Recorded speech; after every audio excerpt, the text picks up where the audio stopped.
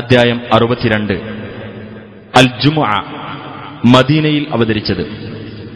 9-ാം വചനത്തിൽ ജുമുഅ നമസ്കാരത്തെപ്പറ്റിയുള്ള പരാമർശമാണ് ഈ പേരിന് നിദാനം.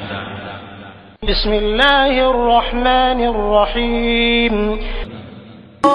യാ അയ്യുഹല്ലദീന ആമനൂ ഇദാ നൂദിയ ലിസ്സലാത്തി മിൻ യൗമിൽ ജുമുഅത്തി ഫസ്ഔ ഇലാ ദിക്രില്ലാഹി വദറുൽ ബൈഅ ദാലികും ഖൈറുൽ ലക്കും ഇൻ കുൻതും തഅലമൂൻ. സത്യവിശ്വാസികളെ, വെള്ളിയാഴ്ച നമസ്കാരത്തിന് വിളിക്കപ്പെട്ടാൽ അല്ലാഹുവെപ്പറ്റിയുള്ള സ്മരണയിലേക്ക് നിങ്ങൾ വേഗത്തിൽ വരികയും വ്യാപാരം ഒഴിവാക്കുകയും ചെയ്യുക. അതാണ് നിങ്ങൾക്ക് ഉത്തമം, നിങ്ങൾ കാര്യം മനസ്സിലാക്കുന്നുവെങ്കിൽ. فإذا قضيت الصلاة فانتشروا في الأرض وابتغوا من فضل الله واذكروا الله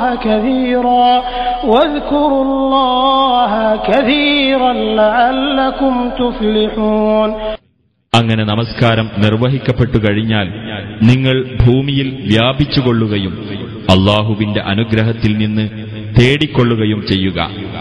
നിങ്ങൾ അല്ലാഹുവെ ധാരാളമായി ഓർക്കുകയും ചെയ്യുക, നിങ്ങൾ വിജയം പ്രാപിച്ചേക്കാം.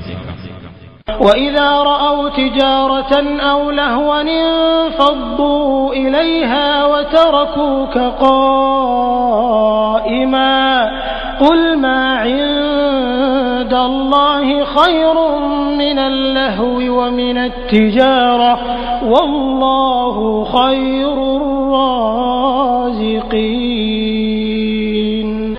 അവർ ഒരു കച്ചവടമോ വിനോദമോ കണ്ടാൽ അവയുടെ അടുത്തേക്ക് പിരിഞ്ഞു പോകുകയും നിന്ന നിൽപ്പിൽ നിന്നെ വിട്ടേക്കുകയും ചെയ്യുന്നതാണ്. നീ പറയുക, അല്ലാഹുവിന്റെ അടുക്കലുള്ളത് വിനോദത്തെക്കാളും കച്ചവടത്തെക്കാളും ഉത്തമമാകുന്നു. അല്ലാഹു ഉപജീവനം നൽകുന്നവരിൽ ഏറ്റവും ഉത്തമനാകുന്നു.